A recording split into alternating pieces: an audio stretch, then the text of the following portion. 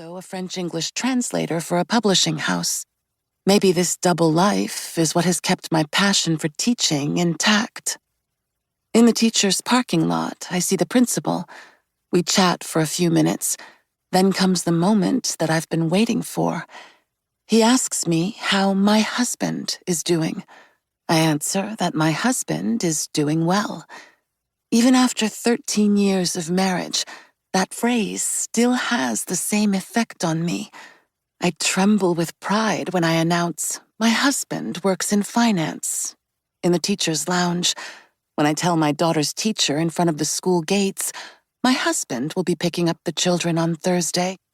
When I shop for pastries at the bakery and announce, my husband placed the order on Tuesday.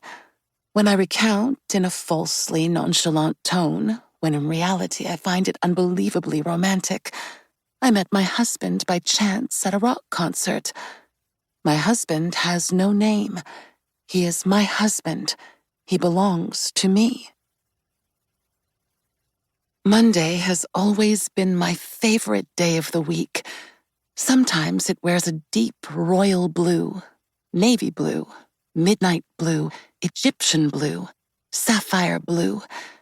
But more often, Monday takes on a practical blue, economical and inspirational, the color of Bic pens, my students' workbooks, and simple clothing that goes with everything. Monday is also the day of labels, resolutions, storage boxes, the day of smart choices and reasonable decisions. People have told me that loving Mondays is a brainiac thing, that only nerds are happy when the weekend is over. That might be true, but it comes back to my love of beginnings. I've always preferred the first chapters of a book, the first 15 minutes of a film, the first act of a play. I like starting points, when everyone is in their rightful place in a world that makes sense. Late in the morning, I read a text aloud to my students. Then I have them take turns reading. I write down vocabulary on the board, supplying them with the words they need. This position of power is exhilarating. In the piece we're reading today, one of the characters has the same name as my husband. My heart skips a beat each time I see it, or when one of my students says it aloud. Then we translate and discuss a couple's exchange of vows.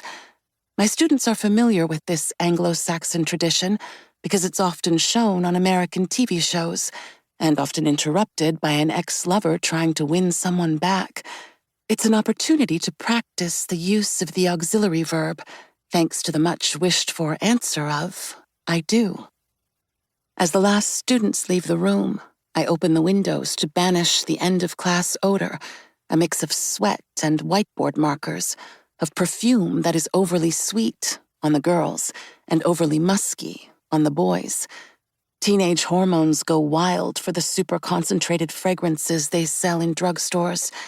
Maybe that's the kind of perfume I should buy. For months now, I've been wearing a scent from a little-known perfumer that I'd hoped would be sensual, but turned out to be hopelessly bland on my skin. How do you know which perfumes are trendy when you're 16?